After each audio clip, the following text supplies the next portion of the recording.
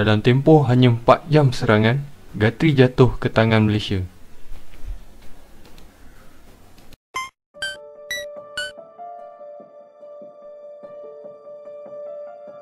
Pada 7 September 1981, London Stock Exchange (LSE) dikejutkan dengan pengambil alihan syarikat peladangan milik British iaitu Guthrie oleh kerajaan Malaysia.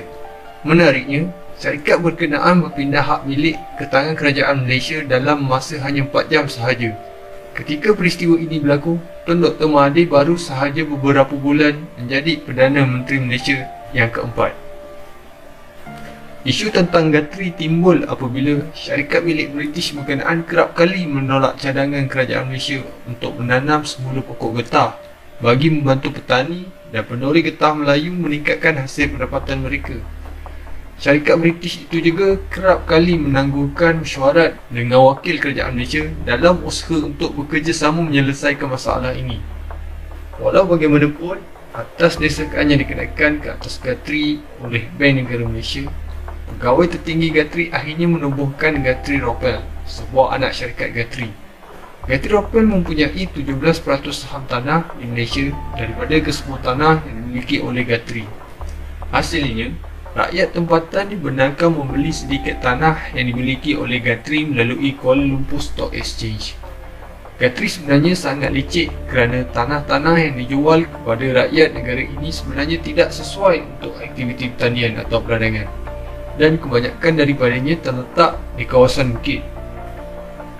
Apabila Tun Dr. Mahathir mengambil alih tampuk pemerintahan pada tahun 1981, beliau dilihat sebagai seorang yang sangat berbeza berbanding Perdana Menteri sebelumnya. Untuk permulaan, beliau tidak merokok maupun bermain golf, sebuah sukan yang dilihat sebagai mewah oleh kebanyakan rakyat Malaysia. Selain itu, beliau juga tidak mempunyai ramai kawan British, dan berdasarkan artikel yang ditulis beliau bukanlah pro-British. Hal ini juga dibuktikan melalui polisi beliau iaitu Buy British Last dan Dasar Pandang ke Timur. Beberapa ketika sebelum peristiwa downgrade iaitu Sembuhan Sebuh berlaku, kerajaan British bukan sahaja menghentikan subsidi bagi pendidikan pelajar Malaysia di United Kingdom, malah mereka turut menaikkan yuran pengajian kepada pelajar asing. Undang-undang baru ini hanya terhad kepada pelajar daripada beberapa buah negara sahaja, antaranya adalah Malaysia. Pelajar daripada negara Eropah lain tidak pula terkesan. Tindakan ini mengejutkan hampir 17,000 rakyat Malaysia yang sedang belajar di UK, yang kini dibebani dengan yuran yang sangat tinggi, dan dalam setengah kes peningkatan adalah 3 kali ganda berbanding sebelumnya. Bagi kebanyakan rakyat Malaysia, termasuklah Tun Mahathir, tindakan ini tidaklah wajar kerana Malaysia menghantar ramai rakyatnya di negara berkenaan. Malaysia juga tidak mampu untuk mendidik kebanyakan para pelajar di Malaysia kerana tidak mempunyai institut pendidikan yang mencukupi pada ketika itu.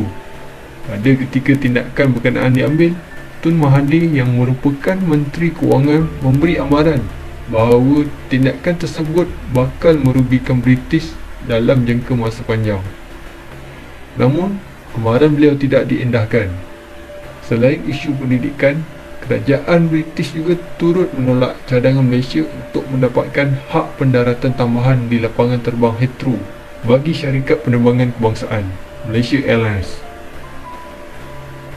Namun, dalam tempoh tidak lama selepas itu, kapal supersonik British iaitu Concorde telah menceroboh ruang udara antara Malaysia di Subang ketika dalam perjalanan ke Singapura.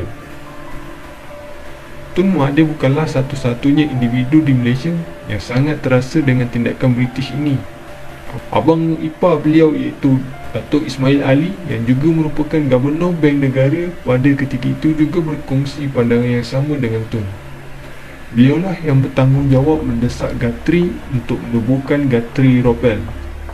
Selepas dilantik menjadi Gubernur, Datuk Ismail mempanggilkan sikap tidak mesra kepada British. Mark Jen, pengurusi Guthrie pada ketika itu, berkata beliau dan pengarah Guthrie, Eric Griffin Jones, terpaksa menunggu di luar pejabat beliau hampir setengah jam setiap kali sebelum mesyuarat diadakan. Sebagai Gubernur, beliau